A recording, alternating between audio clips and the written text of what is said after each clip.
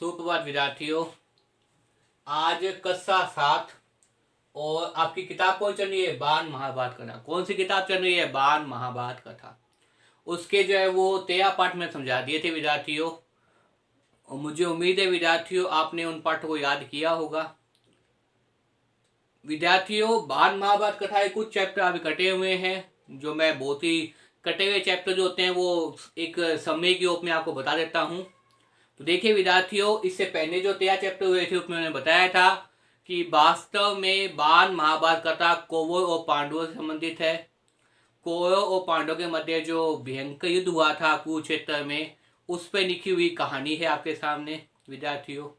विद्यार्थियों, अगर ये वीडियो आपको पसंद आए तो इसे लाइक कीजिए, शेयर कीजिए। आज मैं कुछ आगे जो आपके पाठ हैं उन पे पाठों पे चर्चा करूंगा। विद्यार्थियों, एक चीज मैं बता दूं कि जो भी पाठ समझाया जा रहा है बहुत ही आराम से और बहुत ही सरल तरीके से बताने का प्रयास कर रहा हूँ। तो विद्यार्थियों, बार बार आप इस वीडियो को देखिए, और साथ में वीडियो देखने के साथ साथ आप लोग क्या कीजिए, भी कमेंट भी कीजिए, ताकि मुझे पता चले कि आपको कितना समझ में आ रहा है। क्योंकि विद्यार्थियों, पेपर के अंदर ये सब चीज़ें आने वाली है। जब आप मेरी वीडियो देख लेंगे उसके बाद में आपको समय के रूप में सारी चीज़ें बता देता हूँ मैं। इंपॉर्टेंट चीज़ें, इंपॉर्टेंट फैक्ट तक बता देता हूँ आपको, महत्वपूर्ण तथ्य बता देता हूँ। तो पर्सन कहीं से भी आए बाण महाभारत कथा के, क्योंकि 6-7 नंबर की बुक है विद्यार्थियों ये, तो 3 या 4 प्रश्न आएंगे इसमें से, तो इन चीज़ों को याद कीजिए। और साथ साथ में विद्यार्थियों, मैं प्रश्नों की पीडीएफ भी भेज रहा हूँ, उन प्रश्नों को भी नोट कीजिए, हिंदी की नोटबुक के अंदर याद करने का प्रयास कीजिए। तो विद्यार्थियों, कहीं से कोई भी दिक्कत आए तो आप लोग मुझसे व्हाट्सअप कर सकते हैं, मुझे फ़ोन कर सकते हैं कि सर ये चीज़ समझ में नहीं आई, मैं तुरंत आपके सवालों का जवाब दूंगा। एक विद्यार्थियों, जिन्होंने भी मेरे चैनल को अब तक सब्सक्राइब नहीं किया, वो जो सब्सक्राइब लिखा हुआ है उस पर क्लिक कीजिए, और घंटी का बटन आएगा उस पर भी क्लिक करिए, ताकि तुरंत जैसे ही मैं वीडियो बनाऊं आप तक जो है वो सूचना पहुंच जाए, और इसके साथ साथ आप जो है बार बार इस वीडियो को देख पाए। तो वीडियो देखिए और समझने का प्रयास कीजिए। तो देखिए विद्यार्थियों, बाण महाभारत कथा महाभारत की कथा है ये, और कौरव और पांडव बीच संघर्ष होता है उसकी कथा है। इससे पहले जो वीडियो बनाई थी तो मैंने बताया था कि भीम क्या करता है भाई, जरासंध का वध कर देता है, और युधिष्ठिर क्या करता है, कहाँ का वानावत का राजा बन जाता है, वहां पे जो है वो राजयोग करता है। अब देखिए, अब नेक्स्ट जो पार्ट है वो है शकुनी का प्रवेश। शकुनी दुर्योधन का मामा होता है, और हमेशा जो है दुर्योधन को गलत शिक्षा देता है और पांडवों से दूर करता रहता है। तो उसका प्रवेश हुआ है। देखिए क्या कहते हैं। एक दिन युधिष्ठिर ने अपने भाइयों से कहा, भाइयों, युद्ध की संभावना ही मिटा देने के उद्देश्य से मैं ये शपथ लेता हूं कि आज से 13 वर्ष तक मैं अपने भाइयों को या किसी और बंधु को बना हुआ नहीं कहूंगा, ताकि युद्ध ना हो हमारे बीच में। सदा अपने भाई बंधु की इच्छा पर ही चलूंगा। मैं ऐसा कुछ नहीं कहूंगा जिससे क्या हो, आपस में मन मुटाव होने का डर हो, मन मुटाव होने का भय हो। क्योंकि मन मुटाव के कारण ही झगड़े होते हैं, इसलिए मन से क्रोध को एक बार ही निकाल दूंगा। दुर्योधन और दूसरे कौरवों की बात कभी न टालूंगा, हमेशा उनकी इच्छा अनुसार काम करूंगा, ताकि हम पे बीच क्या हो, युद्ध न हो। युधिष्ठिर की बातें उनके भाइयों को भी ठीक लगी। वे भी इसी निश्चय पर पहुंचे कि जगह फसाद का हमें कारण नहीं बनना है।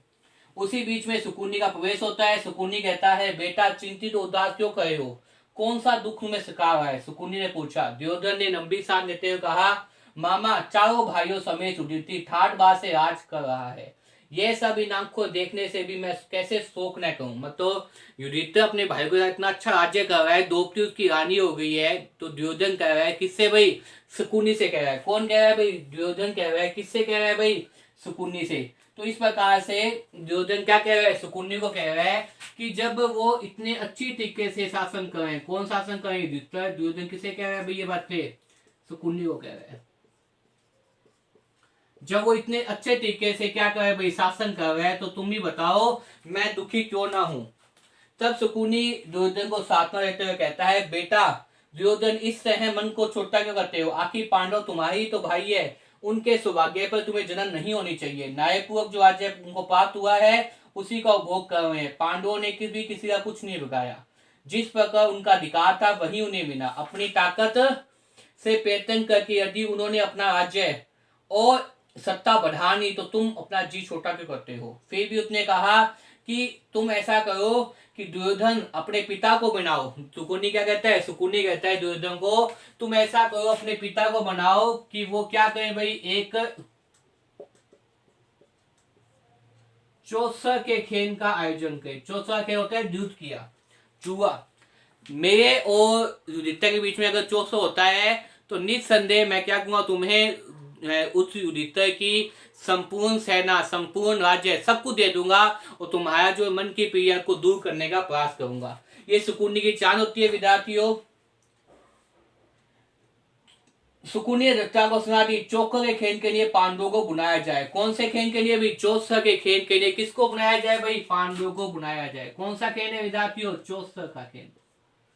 चौसर के खेल के लिए, चौसर के खेल के लिए किसको बुलाया जाए भाई? चौसर खेल के लिए पांडवों को बुलाया जाए, पांडवों को बुलाया जाए। ये कौन सा दे देता है आपके सामने? ये दे देता है शकुनी। किसको देता है? धृतराष्ट्र को। और ना चाहते हुए भी मन को मारकर विदुर क्या है, ये संदेशा लेकर कहां पहुंच जाते हैं? युधिष्ठिर के पास। ये संदेशा लेकर कौन पहुंच जाते हैं भाई? युधिष्ठिर। किसके पास पहुंच जाते हैं? विदुर। जो मंत्री होते हैं किसके पास पहुंच जाते हैं विद्यार्थियों? ये संदेशा लेकर विदुर जो है वो आपके सामने जो है वो युधिष्ठिर के सामने पहुंच जाते हैं। लेकिन विदुर महाराज को ये समझाते हैं कि अगर पांडव किसके लिए आए भाई? चौसर के लिए आए तो ये अच्छा नहीं होगा, ये आपके वंश को समाप्त कर देगा। ये क्या कर देगा भाई? आपके वंश को समाप्त कर देगा। लेकिन धृतराष्ट्र के अपने पुत्र मोह के कारण क्या कहते हैं भाई? धृतराष्ट्र अपने पुत्र मोह के कारण युधिष्ठिर को ये सलाह दे देते हैं कि जाओ, जाकर जो है वो इस प्रकार से तुम युधिष्ठिर को, पांडवों को या बुलाओ ले आओ, ताकि युधिष्ठिर पांडव क्या करे भाई? चौसर का खेल खेल सके। किसका खेल खेल सके भाई? चौसर का खेल खेल सके। अब देखिए विद्यार्थियों, चौसर का खेल होता है, उस खेल के अंदर जो है वो युधिष्ठिर आ जाते हैं। नेक्स्ट चैप्टर क्या है भाई? चौसर का खेल। ये आपके सिलेबस में नहीं है तो वैसे ही रहता हूँ। चौसर के खेल के अंदर युधिष्ठिर मामा शकुनी के आगे जो है वो जो षड्यंत्र होता है उसमें विवश हो जाते हैं और सब कुछ आ जाते हैं। यहाँ तक कि अपनी पत्नी द्रौपदी को हार देते हैं। द्रौपदी का भी अपमान होता है बड़ी सभा के अंदर। विद्यार्थियों, जब द्रौपदी का अपमान होता है तो पांचों पांडव कुछ नहीं बोल पाते, क्योंकि वो कहीं ना कहीं दुर्योधन के दास होते हैं। जब श्री कृष्ण द्रौपदी की रक्षा करते हैं उसके बाद जो होता है वो देखिए, जो आपके जो सिलेबस में चैप्टर लगा हुआ है, द्रौपदी दुखी होती है, लेकिन दुखी होने के साथ साथ जो है वो कुछ कह नहीं पाती, क्योंकि वास्तव में देखा जाए तो क्या होता है भाई? आपको देखा जाए तो द्रौपदी की व्यथा को कोई नहीं समझ पाता। तो इस प्रकार से आपने देखा। अगला जो पार्ट है वो क्या है? धृतराष्ट्र की चिंता। जो आपके सामने पार्ट है वो कौन सा पार्ट है भाई? 16 नंबर पार्ट। और 16 नंबर पार्ट क्या है भाई? धृतराष्ट्र की चिंता। किसकी चिंता भाई? धृतराष्ट्र की चिंता। क्योंकि जिस प्रकार से पांडवों की पत्नी कौन है भाई? द्रौपदी का अपमान होता है, तो इस अपमान को पांडव कभी भी क्या है भाई? सहन नहीं कर पाएंगे। इस चीज से धृतराष्ट्र क्या थे? भयभीत थे। जब द्रौपदी के को साथ लेकर पांडव वन को जाने लग गए तो क्या हुआ भाई? देखिए, चौसर के अंदर एक ये नतीजा निकला कि 13 वर्ष का तो ज्ञातवास और 1 वर्ष का अज्ञातवास। अगर अज्ञातवास में पकड़े गए तो पुण्य आपको कहाँ जाना पड़ेगा? वनवास जाना पड़ेगा। ये दुर्योधन शर्त रखता है। तब पांडव द्रौपदी के साथ कहाँ चले जाते हैं? वन को चले जाते हैं। लेकिन उससे पहले भीम, अर्जुन, नकुल, सहदेव, युधिष्ठिर की आंखों में क्या होता है? बहुत अधिक क्रोध होता है। उसी क्रोध से कौन डरते हैं? उसी क्रोध से धृतराष्ट्र को क्या लगी रहती है? हमेशा चिंता लगी रहती है। तो कैसे चिंता लगी रहती है? देखिए विद्यार्थियों, जब द्रौपदी को साथ लेकर पांडव वन की ओर जाने लगे तो धृतराष्ट्र ने विदुर को बुलाकर भेजा। विदुर, पांडु के पुत्र बेटे और द्रौपदी कैसे जा रही है? मैं कुछ नहीं देख रहा, तुम ही बताओ कैसे जाए, मतलब कैसे उन्होंने कपड़े पहने, कौन सा दुख की बात है। यह सुनकर विदुर धृतराष्ट्र आदि से विदा लेकर हस्तिनापुर चले गए, लेकिन वहां जाकर भी अपने क्रोध के अंदर क्या है? जलते रहे। तब श्री कृष्ण आ गए। इस बीच हस्तिनापुर में कई घटनाएं घटी। खबर की कृष्ण को पहुंच गई। उन्हें पता चला कि पांचों पांडव द्रौपदी समेत कहां चले गए भाई? वन चले गए। कहां चले गए? वन चले गए। तो श्री कृष्ण क्या है? वहां से आते हैं, क्योंकि श्री कृष्ण पांडवों के क्या होते हैं भाई? बहुत ही ज्यादा हितैषी होते हैं। श्री कृष्ण पांडव क्या होते हैं? बहुत ही ज्यादा हितैषी होते हैं। तो सब श्री कृष्ण जो है वो पांडवों के मिलने के लिए आ जाते हैं। श्री कृष्ण जब पांडवों से भेंट करने के लिए जाने लगे तो उनके साथ किकी, भोज, वर्ती जाति के नेता आदि भी गए। इन लोगों के साथ पांडु का बड़ा स्नेह संबंध था और वे उनकी बड़ी श्रद्धा से देखते थे। द्रौपदी श्री कृष्ण से मिली, श्री कृष्ण को देखते ही उनकी आंखों से क्या आ गए भाई, आंसू आ गए, क्योंकि द्रौपदी और श्री कृष्ण क्या थे, बांध सखा थे, बचपन के मित्र थे। और कहीं ना कहीं द्रौपदी की रक्षा किसने की थी, भई सभा में श्री कृष्ण ने द्रौपदी की रक्षा की थी। भाई मुस्लिम बोनी, इस तरह अपमानित होने के बाद मेरा जीना ही बेकार है। कौन बोल रही है, द्रौपदी। किसे बोल रही है भाई, श्री कृष्ण। कौन बोल रही है भाई, द्रौपदी बोल रही है। इस तरह अपमानित होने के बाद मेरा जीना ही बेकार है, मेरा कोई नहीं रहा, आप भी मेरे नहीं रहे, ये कहते हुए द्रौपदी बड़ी बड़ी आंखों में क्या गरम गरम आंसू की धारा बहने लग गई। वह आगे ना बढ़ सकी। तब विनाप करते हुए द्रौपदी को श्री कृष्ण ने क्या बनाया, धीरज बनाया, सांत्वना दी। क्या बोले, बहन द्रौपदी, जिसने भी तुम्हारा अपमान किया है उन सब की ना से युद्ध के मैदान में खून के नटपट पई होगी। वो कह रही है श्री कृष्ण द्रौपदी को कि बहन द्रौपदी, जिन्होंने भी तुम्हारा अपमान किया है उन सब की ना से युद्ध के मैदान में खून से नटपट होकर पड़ेगी। तुम शोक ना करो, शोक का मतलब दुख ना करो। मैं वचन देता हूं कि पांडवों की हर प्रकार से क्या करूंगा, सहायता करूंगा, जितना मैं वश में है उतनी मैं सहायता करूंगा। यह निश्चय मानो तुम की समाप्ति पद पर तुम सुशोभित होगी, तुम्हें वापस राज्य मिल जाएगा, पांडव राज्य मिल जाएगा और कौरव समाज क्या हो जाएगा, समाप्त हो जाएगा। दुर्योधन और कर्ण और जो है वो अपने सामने जो है वो इस प्रकार के जो अतताई थे, जो बुरे लोग थे, उनका क्या हो जाएगा, समाप्त हो जाएगा।